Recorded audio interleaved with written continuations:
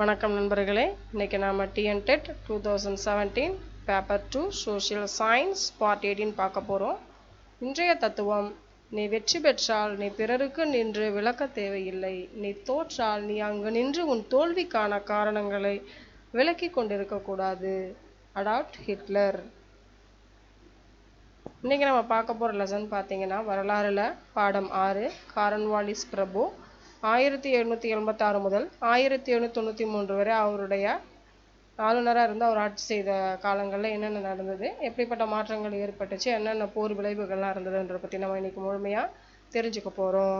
Cornwallis அவர்கள் பார்த்தீங்கன்னா நிலையான நிலவரி திட்டத்தை 1793 வெளியிட்டார்.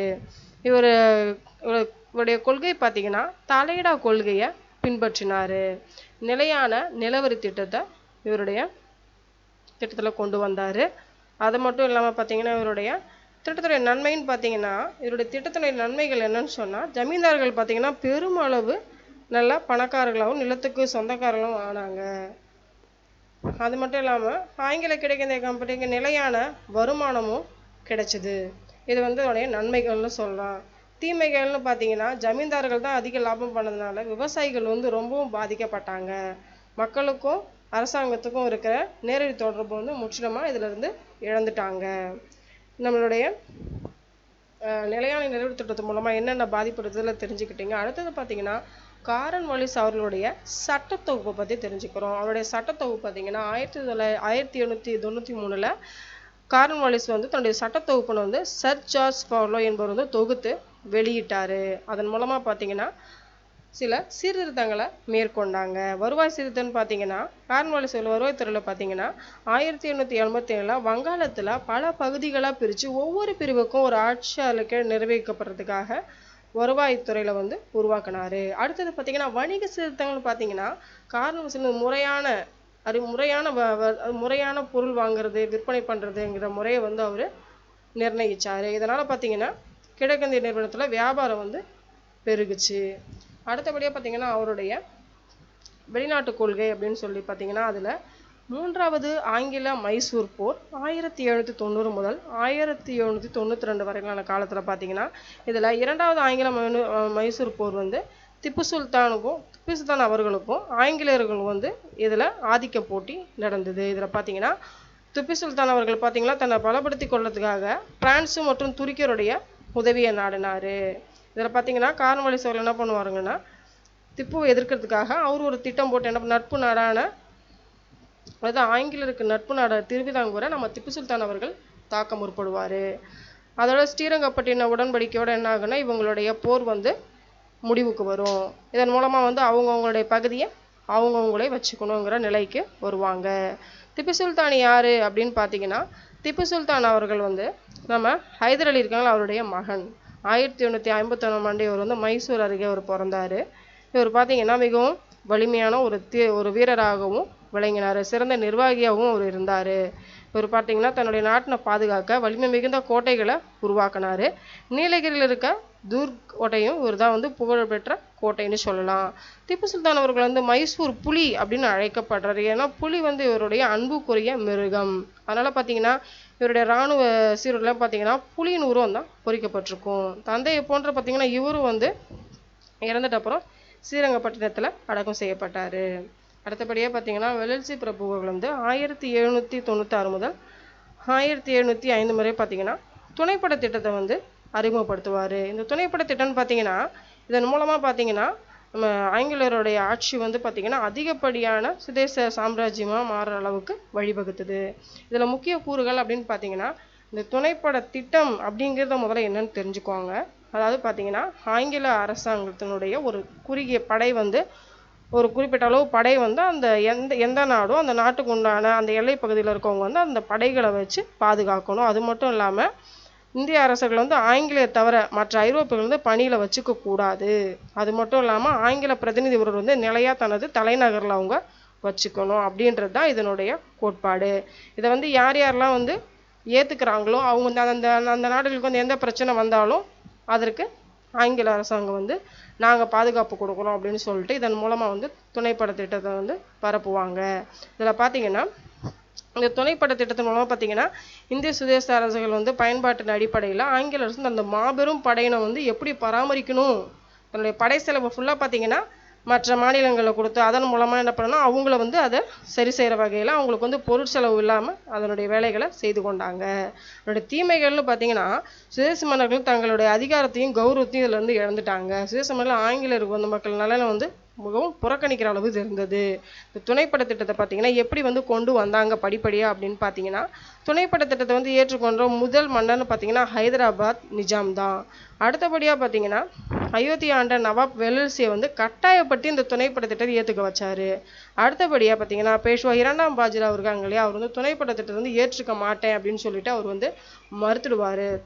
அது மட்டும் இல்லாமல் மைசூர் ஆண்டு திப்பு சுல்தான் கூட என்ன பண்ணுவாருன்னா துணைப்படை திட்டம் எனக்கு வேண்டாம் அப்படின்னு சொல்லிட்டு அவரும் மறுக்க ஆரம்பிச்சிருவாரு. இதன் காரணமாக என்ன ஆயிடும்னா 4வது ஆங்கில மைசூர் போர் உருவாகும். 1799 பார்த்தீங்கன்னா மாலவள்ளி போரில் வந்து திப்பு சுல்தான் வந்து என்ன பண்ணுவாங்கன்னா தோற்கடிக்கப்படுவார். இந்த ஸ்ரீரங்கப்பட்டினம் கோட்டை வந்து திப்பு சுல்தான் காக்க முற்படும் போது மே 4, 1799 வந்து அவர் கொல்லப்படுவார். இவர் மறைவோட பார்த்தீங்கன்னா இந்த போர் வந்து முடிவு பெறும். இதனுடைய விளைவு, இந்த போரினுடைய விளைவுன்னு பார்த்தோம்னா இவர் வந்து பார்த்தீங்கன்னா இந்து வம்ச அரசர் குடும்பத்தில் பிறந்த கிருஷ்ணா என்பவர் வந்து அந்த பகுதிக்கு அரசராக அமர்த்தப்படுவார். திப்புடைய குடும்பத்தில் இருக்கவங்க கைது செய்யப்பட்டு வேலூருக்கு கைதியாக அனுப்பப்படுவாங்க. அதற்கடுத்தது பார்த்தோம்னா 2வது ஆங்கில மராத்திய போர். 2ஆம் ஆங்கில மராத்திய போர்னு பார்த்தீங்கன்னா 2ஆம் பாஜிராவ் வந்து ஆங்கிலோடைய துணைப்படை திட்டத்தை ஏற்றுக்கொள்றதுக்கு ஒன்றும் இல்லாமல் அதுக்கு உடன்படிக்கையில் கையொப்பமிட்டார். ஆனால் பார்த்தீங்கன்னா மராத்திய தேச தலைவர்களான சிந்தியாவும் பான்ஸ்லேவும் பார்த்தீங்கன்னா அந்த ஒப்பந்தத்தை ஏற்க மாட்டேன் அப்படின்னு சொல்லிட்டு மறுத்துடுவாங்க. இதுதான் வந்து 2ஆம் ஆங்கில மராத்திய போருக்கு முக்கிய காரணமாக ஆகிடும். இதில் பார்த்தீங்கன்னா தளபதி ஆர்தர் வெல்சி வந்து கிபி 1803 அதே மற்றும் அதாவது அவர் என்ன பண்ணுவாருன்னா ஆரிகன் அப்படிங்கிற இடத்துல வந்து மராத்தியர்களை தோற்கடிச்சிருவார். இதன் மூலமாக பார்த்தீங்கன்னா அந்த போர் வந்து முடிவுக்கு வரும். சொல்லப்போனால் நம்மளுடைய கார்ன்வாலிஸ் பிரபு அவர்களுடைய அந்த துணைப்படை திட்டம் இருக்கு இல்லையா, அது வந்து இந்தியாவில் பெரும் பகுதிகளை தன்னுடைய கட்டுக்கோப்பில் ஆங்கிலேயர்கள் கொண்டு வந்தாங்க என்பது இந்த விஷயத்தில் உங்களுக்கு அருமையாக தெரிஞ்சிருக்கும். அடுத்தபடியாக பார்த்தீங்கன்னா மார்க்விஸ் ஹேஸ்டிங்ஸ் அவர்களை பற்றி அடுத்தது படிக்க போகிறோம். 1813 முதல் 1823 காலங்களில் பார்த்தீங்கன்னா மார்க்விஸ் ஹேஸ்டிங்ஸ் அவர்கள் வந்து தன்னுடைய ஆட்சியாளராக ஹேஸ்டிங்ஸ் பிரபு அவர்களுக்கு அடுத்தது பார்த்தீங்கன்னா மார்க்விஸ் ஹேஸ்டிங்ஸோட வங்காளத்தினுடைய தலைமை ஆளுநராக பொறுப்பேற்று நடத்துவார். இவர் தன்னுடைய அதிகார நிர்வாகத்தில் எப்படி இருந்தார், எப்படிப்பட்ட நிர்வாகத்தை அவர் மேற்கொள்ளாருங்கிறத இந்த பாடத்தில் நம்ம தெரிஞ்சுக்கலாம். 1813 பார்த்தீங்கன்னா பட்டய சட்டம் வந்து ஆங்கில அரசால் நிறைவேற்றப்பட்டது. அந்த சட்டத்தை படி பார்த்தீங்கன்னா ஆங்கில கிழக்கிந்திய வியாபாரிகள் பார்த்தீங்கன்னா உரிமம் வந்து 20 ஆண்டு வரைக்கும் நீடிக்கிற அளவு கொண்டு போயிடுவாங்க. இதில் பார்த்தீங்கன்னா இந்தியாவில் ஐரோப்பியர்கள் வந்து கிறித்தவ பேரறைகள் நியமிக்கப்பட்டது மட்டும் இல்லாமல் வியாபாரிகள் மத போதர்கள் கட்டுப்பாட்டு வாரிய அனுமதியோடு இந்தியாவில் வந்து வசிக்கிறதுக்கு பல தடவாளங்களை ஏற்படுத்தி கொடுப்பாங்க. இதன் மூலமாக பார்த்தீங்கன்னா ஆங்கில கிழக்கிந்திய நிறுவன வியாபாரிகளும் தனி உரிமை வந்து முடிவுக்கு வந்துடும்.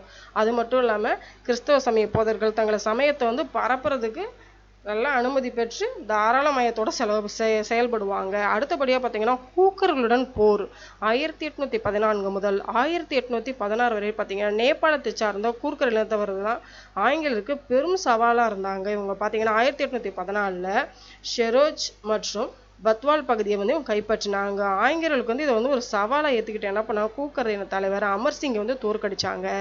1816 பார்த்தீங்கன்னா கூர்க்கர்கள் வந்து ஆங்கிலேயர்களோடு சிகவுலி அமைதி உடன்படிக்கை கையெழுத்திட்டாங்க. இதோட போர் வந்து முடிவுற்றது. அடுத்தது பார்த்தோம்னா பிண்டாரிகளுடன் போர் 1816 முதல் 1818 முதல் காலங்களில் இந்த போரில் ஈடுபட்டாங்க. பிண்டாரிகள் யாருன்னு பார்த்தீங்கன்னா மத்திய இந்தியாவில் வாழ்ந்த கொள்ளை கூட்டத்தை சார்ந்தவர்கள் தான் அவங்க. இதில் வந்து அமீர்கான் வாசில் முகமது, கரீம்கான் மற்றும் சேட்டு போன்றவர்கள் பிண்டாரிகளுடைய தலைவர்களாக இருந்தாங்க. இவங்க பார்த்தீங்கன்னா ஹேஸ்டிங்ஸ் ஒரு பெரிய ஆங்கில படையை வந்து பிண்டாரிகளுக்கு எதிராக அனுப்பி அவர்களை தோற்கடிச்சாரு. அடுத்தபடியாக பார்த்தோம்னா 4ஆம் ஆங்கில மராத்திய போர், அதாவது பேஷ்வா இரண்டாம் பாஜிராவ் மராத்திய தளபதியை ஒன்றிணைச்சு ஒரு அரசியல் கூட்டமைப்பு வந்து ஆங்கிலேயருக்கு எதிராக அமைப்பார். இந்த 2ஆம் பேஷ்வா வந்து இருக்கிறார்களே அவர் வந்து பாஜிராவ் வந்து 1817 இறுதியில் பார்த்தீங்கன்னா பூனாவிலிருந்து ஆங்கில பிரதிநிதி வந்து கொலை செய்திருவார். இதை வந்து 4வது ஆங்கில மராத்திய போருக்கு வழிவகுக்கும்.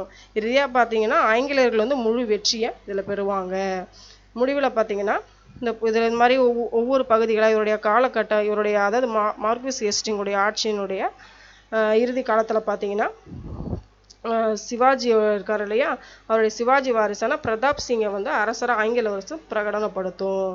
அடுத்தபடியாக பார்த்தீங்கன்னா நம்ம ஹேஸ்டிங்ஸ் பிரபுடைய சீர்திருத்தங்கள்னு பார்த்தீங்கன்னா 1822 தான் வங்காளம் வந்து ஒரு குத்தகை சட்டம் நிறைவேற்றி விவசாயிகளோட நல வந்து இவர் பாதுகாத்தாரு. இந்திய மக்கள் வந்து ஆங்கில கல்வி வளர்ச்சிக்காக 1817 கல்கத்தாவில் ஒரு கல்லூரியை அவர் நிறுவனாரு. வட்டார மொழி பத்திரிகை தடை சட்டத்தை வந்து நீக்கி சமாச்சார பத்திரிகை என்ற செய்தித்தாளை வந்து வெளிவர ஒரு காரணமா இருந்தாரு. அதாவது இந்தியர்கள் வந்து நிர்வாகத்துல உயர் பதவியிலையும் அமர்த்தப்பட்டனர். இவருடைய காலத்துல, இவருடைய ஆட்சி காலத்துல பார்த்தீங்கன்னா சென்னை மாகாணத்துல ரயத்வாரி முறை வந்து அறிமுகப்படுத்தப்பட்டது. இதெல்லாம் பார்த்தீங்கன்னா இவருடைய காலத்துல சீர்திருத்தங்கள். அடுத்தபடியா நம்ம பார்க்க போறது யாருன்னா வில்லியம் பெண்டிங் பிரபு அவர்கள் 1828 முதல் 1835 காலகட்டங்களில் நம்மளுடைய ஆங்கிலேய ஆட்சி சார்பில் ஆளுநராக பொறுப்பேற்று வழிநடத்தினவர் நம்ம வில்லியம் பெண்டிங் பிரபு. இவருடைய காலம்னு பார்த்தீங்கன்னா சீர்திருத்த காலம் அப்படின்னு சொன்னால் நம்ம வரலாற்றில் ஏற்றுக்கக்கூடிய வகையில் இருக்கும். ஏன் அப்படின்னா இவருடைய காலங்களில் அறிமுகப்படுத்தப்பட்ட விஷயங்களும் சரி, இவர் வந்து மக்கள் நலனை கருத்தில் கொண்டு பல்வேறு சீர்திருத்தங்களை மேற்கொண்டதுனால இவர் வந்து சீர்திருத்தத்தினுடைய முக்கிய நாயகனாக கூட நம்ம எடுத்துக்கலாம். இவரோட சீர்திருத்தங்களை பார்த்தீங்கன்னா அதாவது ஹேஸ்டிங்ஸ் பிரபுக்கு அப்புறம் ஆம்ஸ்ஹர்ஸ்ட் பிரபு வந்து தலைமை ஆளுநராக பொறுப்பேற்றார். இவருடைய காலத்தில் வந்து பார்மிய அமைச்சராக கைப்பற்றி முயற்சித்தார். ஆகியோர் பார்த்தீங்கன்னா ஆம்ஸ் பிரபு பார்த்தீங்கன்னா பார்மியர்கள் மீது போர் தொடுத்தார். 1820 வந்து யான்ட்டு உடன்படிக்கையின்படி இந்த போர் வந்து முடிவடைஞ்சது. இவருக்கு பிறகு பார்த்தீங்கன்னா வில்லியம் பெண்டிங் பிரபு வந்து பொறுப்பேற்றார். இவர் வந்து தலையிடா கொள்கையை பின்பற்றினாரு. நீதித்துறையில் இவர் செஞ்ச சீர்திருத்தங்கள் அப்படின்னு பார்த்தீங்கன்னா அபினி வியாபாரத்தை முறைப்படுத்தி கம்பெனி வருவாய் வந்து இவர் பெருக்கினாரு. அடுத்தது பார்த்தீங்கன்னா மாநில மேன்முறையீட்டு நீதிமன்றங்களை இவர் கலைச்சாரு. சிவில் வழக்குகளை சாதர் திவானி அதாலத் மற்றும் கிரிமினல் துறையிலிருந்து வழக்குகளுக்காக சாதர் நிஜாமத் அதாலத் என்ற மேல்முறையீட்டு நீதிமன்றங்களையும் அலகாபாத்தில் இவர் நிறுவினாரு. அடுத்தபடியாக பார்த்தோம்னா சீர்திருத்தங்களை சதி ஒழிப்பு. அந்த காலத்தில் பார்த்தீங்கன்னா சமுதாயத்தில் மலிஞ்சிருந்த மிக கொடுமையானது வந்து சதி எனும் உடன்கட்டை ஏறுதல்னு சொல்லுவாங்க. இதில் வந்து அவர் தடுத்து நிறுத்தினார். அது மட்டும் இல்லாமல் 1829 சதி ஒழிப்பு சட்டத்தை வந்து வில்லியம் பெண்டிங் அவர்கள் வந்து கொண்டு வந்தார். அடுத்தபடியாக பெண் சிசு கொலை. கத்தியவார் மற்றும் ராஜஸ்தான் வாழ்ந்த மக்களில் வந்து ஒரு கொடிய பழக்கம் இருந்தது. பெண் சிசு கொலை, பெண் குழந்தை பிறந்தா என்ன பண்ணிடுவாங்கன்னா அவங்க குழந்தைலாம் இருக்கும்போதே கொன்னுடுவாங்க. இந்த மாதிரி இருக்கிற பழக்கத்தை வந்து இவர் வெறுக்கவும் செஞ்சார். அதை குற்றமாக அறிவித்து அதை தடை பண்ணவும் செய்தார். அடுத்தபடியாக நரபலி. ஒடிசாவில் வாழ்ந்த மலைவாழ் மக்கள் இனத்தில் காணப்பட்ட ஒரு கொடிய வழக்கம் தான் ஒன்று நரபலிடுறது. இவங்க பார்த்தீங்கன்னா கடவுளை திருப்திப்படுத்துறதுக்காக நரபலிலாம் கொடுப்பாங்களாம். இதை வந்து பார்த்தீங்கன்னா பெண்டிங் பிரபு வந்து இந்த பழக்கத்தை தடை செஞ்சார். இதில் ஈடுபட்டவங்க யாராக இருந்தாலும் தண்டிக்கப்படுவாங்க, கடுமையாக வந்து தண்டனை கொடுக்கப்படும் சொல்லிட்டு சொன்னார். அடுத்ததுபடியாக தக்கர்களை அடக்குதல். தக்கர்கள் யாருன்னா மத்திய இந்தியாவில் வாழ்ந்த ஒரு கொள்ளை கூட்டத்தினத்தவர்கள். இவங்களை பார்த்தீங்கன்னா கொள்ளையடிக்கும் தொழிலை விட்டுருங்கன்னு சொல்லிட்டு அவங்கள வந்து நீங்கள் நல்வழியில் படுத்தணும்னு சொல்லிட்டு அவங்களுக்கான வழிமுறைகளை ஏற்படுத்தி கொடுத்தாரு. அடுத்தபடியாக பார்த்தீங்கன்னா கல்வி சீர்திருத்தம்னு சொன்னால் 1813 பட்டய சட்டம் வந்து ஒதுக்கீடு செய்யப்பட்ட பணம், அது மட்டும் இல்லாமல் ஆங்கில மொழி மூலமாக மேலை நாட்டு கல்வியை வந்து வளர்க்க பாடுபட்டது. அது மட்டும் இல்லாமல் இதன் மூலம் ஆங்கில மொழி போதை மொழியாக மாறுவோம். மேலும் இவருடைய காலகட்டத்தில் பார்த்தீங்கன்னா கல்கத்தாவில் ஒரு மருத்துவக் கல்லூரியும் பம்பாயில் வந்து என்ஃபீல்ஸ்டன் கல்லூரியும் நிறுவப்பட்டது. இது ஒரு இம்பார்ட்டண்டாக நீங்கள் நோட் பண்ண வேண்டிய ஒரு விஷயம். அடுத்தது பார்த்தோம்னா 1833 பட்டய சட்டத்தில் பார்த்தீங்கன்னா இதன்படி பார்த்தீங்கன்னா கம்பெனி தனி உரிமையாக ஒழிக்கப்பட்டது. வங்காள கவர்னர் ஜெனரல் வந்து இந்தியாவின் கவர்னர் ஜெனரலாக பொறுப்பேற்றார். அது மட்டும் இல்லாமல் இவர் காலத்தில் சென்னை, பம்பாய், கல்கத்தாவில் கிறிஸ்தவர் நலனுக்காக பிஷப்புகளையும் நியமனம் செய்தார். இவர் பார்த்தீங்கன்னா இவருடைய வந்து ரிப்பன் பிரபுவோட இவரை ஒப்பிட்டு சொல்லலாம் சீர்திருத்தங்கள்ல. அந்த அளவுக்கு பல்வேறு பொதுநலமான மக்களுக்கு தேவையான சில சீர்திருத்தங்களை நம்ம செய்திருக்காரு. அடுத்தபடியாக நம்ம பார்க்க போகிறது யார் அப்படின்னு பார்த்தீங்கன்னா டல்ஹௌசி பிரபு அவர்கள் 1848 முதல் 1855 வரை இவருடைய காலம். இவர் காலகட்டத்துன்னு சொன்னால் நவீன இந்தியாவை உருவாக்கியவர் அப்படின்னு இவரை நம்ம பெருமையோட சொல்லலாம். ஏன்னா இவருடைய புதிய அறிமுகமான பல முறைகள்லாம் பார்த்தீங்கன்னா நம்மளுக்குன்னு ஏற்படுத்தி கொடுத்த வசதியான, அதாவது இருப்பு பாதை, தபால் தந்தி, இந்த முறைகள்லாம் கூட பார்த்தீங்கன்னா இவர் அந்த பெருமையை இன்னைக்கும் நினைவு கூறுவரில் வச்சிருக்கு. முதல்ல இவர் அறிமுகப்படுத்தின கொள்கை அப்படின்னு பார்த்தோம்னா வாரிசு இழப்பு கொள்கை ஒரு முக்கியமான கொள்கை. அடுத்தது பார்த்தீங்கன்னா போர் மூலம் சுதேசி நாடுகளை இணைத்தல். அடுத்தபடியா நல்லாட்சியற்ற நாடுகளை சுதேசி நாடுகளோட இணைக்கிறது. இதெல்லாம் பார்த்தீங்கன்னா இவர் வந்து கடைபிடிச்ச கொள்கைகள். இந்த கொள்கை மூலமா பார்த்தீங்கன்னா டல்ஹௌசி வந்து ஆங்கில அரசு பெரிய அளவு விரிவுபடுத்தி அதனுடைய புகழை வந்து வளரச் செய்தார் அப்படின்றதுல நம்ம சிறிதளவும் கூட ஐயமில்லைன்னு சொல்லலாம். அடுத்தது பார்த்தோம்னா 1857ஆம் ஆண்டு வந்து நடந்த மாபெரும் புரட்சிக்கு இதுதான் மிகப்பெரிய காரணம் அப்படின்னு சொல்லிட்டு சொல்லப்படுது. போர் மூலம் இணைத்தல்னு பார்த்தீங்கன்னா இரண்டாம் ஆங்கில சீக்கிய போர் 1848 முதல் 1849 வரை பார்த்தீங்கன்னா இந்த இரண்டாம் ஆங்கில சீக்கிய போர் பார்த்தீங்கன்னா டல்ஹௌசி காலத்தில் நடைபெற்றுச்சு. இதில் பார்த்தீங்கன்னா முதலாம் சீக்கிய போர்ல வந்து சீக்கியர்கள் வந்து தோற்கப்பட்டாலும் அவருடைய ஆதிக்கம் வந்து முற்றிலுமா அழிக்கப்படலை. சீக்கியர்கள் வந்து மூல்ராஜ் என்பவரின் தலைமையில் ஆங்கிலேயருக்கு எதிராக கிளர்ச்சியில் ஈடுபட்டாங்க. அப்போ பார்த்தீங்கன்னா டல்ஹௌசி என்ன பண்ணாருன்னா சீக்கியர்களுக்கு எதிராக வந்து 1948ஆம் ஆண்டு ஒரு போரை வந்து அறிவிச்சாரு. இதில் சீக்கியர்கள் வந்து தோற்கடிக்கப்பட்டாங்க. 1949ஆம் ஆண்டு ஆங்கில அரசு சொன்னவங்க இணைச்சு கொண்டாங்க. அடுத்தது பார்த்தீங்கன்னா இரண்டாம் பர்மிய போர் 1852ஆம் ஆண்டு நடைபெற்று. இதில் பார்த்தீங்கன்னா முதல் பர்மிய போருக்கு வந்து ஆங்கில வியாபாரிகள் வந்து பர்மாவுடன் வியாபாரம் செய்யவும் பர்மாவில் குடியேறவும் அனுமதிக்கப்பட்டாங்க. ஆங்கிலேயர்கள் வந்து கேவலப்படுத்தப்பட்டாங்க. இதனால பார்த்தீங்கன்னா டல்ஹௌசி உதவியாக அவங்க கேட்டாங்க. அப்போ டல்ஹௌசி என்ன பண்ணாருன்னா பர்மா வந்து தாக்குறதுக்கு ஒரு ஆங்கில படையை வந்து அனுப்பினார். இதுதான் வந்து இரண்டாம் பர்மிய போராக வெளிப்பட்டது. இந்த போர் பார்த்தீங்கன்னா பர்மா முழுவதும் ஆங்கிலேயருடைய கட்டுப்பாட்டில் கொண்டு வரப்பட்டது. அடுத்தது பார்த்தீங்கன்னா நல்லாட்சியற்ற நாடுகளை இணைத்துன்னு சொல்லிட்டு டல்ஹௌசிகள் என்ன பண்ணாங்கன்னா 1856ஆம் ஆண்டில் நல்லாட்சி அங்கே நடைபெறலை அப்படின்னு சொல்லிட்டு காரணம் காட்டி அந்த பகுதிகளை வந்து அயோத்தி நவாப் வாசித் அலி ஷாவை வந்து பதவியிறக்கம் செய்து அந்த அயோத்தியை வந்து ஆங்கில பேரரசோட அவர் இணைச்சாரு. அடுத்தது தஞ்சாவூருக்குலாம் ஆங்கில பேரரசு இணைத்து கொண்டார். இதே போல அதற்கு அடுத்தது பார்த்தீங்கன்னா டல்ஹௌசியோட சீர்திருத்தங்கள்னு பார்த்தீங்கன்னா நிர்வாக சீர்திருத்தம் பார்த்தீங்கன்னா இவர் ஒவ்வொரு மாநிலமும் பல மாவட்டங்களாக பிரிக்கப்பட்டு ஒரு துணை ஆணையரோட நிர்வாகமாக ஒப்படைச்சாரு. சிம்லா கோடைக்கால தலைநகரமாகவும் கல்கத்தா குளிர்கால தலைநகரமாகவும் இவரோட காலத்தில் செயல்பட்டது. இருப்பு பாதை அறிமுகம் அப்படின்னு பார்த்தீங்கன்னா முதல் இருப்பு பாதை அதாவது 1853ஆம் ஆண்டு பம்பாய் தானேவிற்கு இடையேவும் 1854ஆம் ஆண்டு ஹவுரா ராணிகஞ்ச் இடையேவும் 1856ஆம் ஆண்டு சென்னை அரக்கோணம் இடையும் ரயில்வே பாதை வந்து அமைக்கப்பட்டது இவருடைய காலத்துல தான். அதனால இவர் என்ன நம்ம சொல்றோம்னா டல்ஹௌசி பிரபு வந்து இருப்பு பாதையின் தந்தை அப்படின்னு நம்ம அழைக்கிறோம். அடுத்தது பார்த்தீங்கன்னா தபால் தந்தி முறைகள்னு பார்த்தோம்னா இது வந்து பார்த்தீங்கன்னா முதல்ல அஞ்சல் விலை வந்து இந்தியாவில் அறிமுகப்படுத்தினது டல்ஹௌசி வந்து அரையணா 3 பைசா அஞ்சல் முறையை வந்து இவர் அறிமுகப்படுத்தினாரு. நாடு முழுவதும் தந்தி கம்பிகள் வந்து மூலம் இணைக்கப்பட்டது. அடுத்தது பார்த்தீங்கன்னா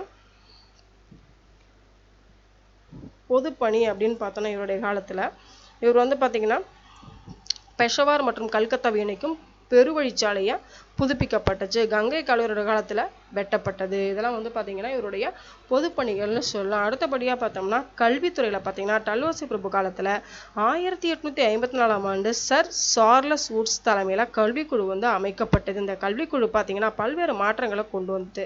ஒவ்வொரு மாகாணத்திலும் கல்வித்துறை வந்து தனியாக ஏற்படுத்ததும் ஆரம்ப கல்வி முதல்ல பல்கலைக்கழகம் கல்வி வரை பார்த்தீங்கன்னா பல்வேறு நிறுவனங்கள் வந்து அமைக்கப்பட்டுச்சு. ஆசிரியர் பயிற்சி பள்ளிகள் நாடு முழுவதும் தோற்றுவிக்கப்பட்டு ஆசிரியர்களுக்கு பயிற்சி அளிக்கப்பட்டது. அது யாருடைய காலத்துல அப்படின்னு கேட்டாங்கன்னா நம்ம டல்ஹௌசி அவர்கள் காலத்துல தான். அடுத்தபடியா ரூர்கி என்ற இடத்துல பொறியியல் கல்லூரி ஒன்றையும் இவர் தோற்றுவித்தாரு. இது போன்ற பல்வேறு மாற்றங்களையும் பல்வேறு நவீன யுக்திகளையும் நம்ம நாட்டில் உருவாக்கின பெருமை வந்து இவரை சேரும். அதனால தான் இவரை நம்ம நவீன இந்தியாவை உருவாக்கியவர் என்ற பெருமையோடு அழைக்கிறோம். நம்ம இன்னைக்கு இவர்களை பற்றி முழுமையாக தெரிஞ்சுக்கிட்டோம் இல்லையா? தேங்க்யூ ஃபார் வாட்சிங். நம்மளோட டிஎன்சி ஸ்பார்க் சேனலில் ஷேர் அண்ட் சப்ஸ்கிரைப் பண்ணுங்கள். உங்களோட டவுட்ஸ் நம்மளுடைய கமெண்ட் பாக்ஸில் போடுங்க. நம்மளோட டிஎன்சி ஸ்பார்க் சேனலில் ஃப்ரெண்ட் ரிக்வெஸ்ட் கொடுங்க. நம்ம வாட்ஸ்அப் நம்பரில் உங்கள் நேம் மெசேஜ் பண்ணுங்கள். Always be happy. எப்பயும் மகிழ்ச்சியாக இருங்க. மிக்க நன்றி.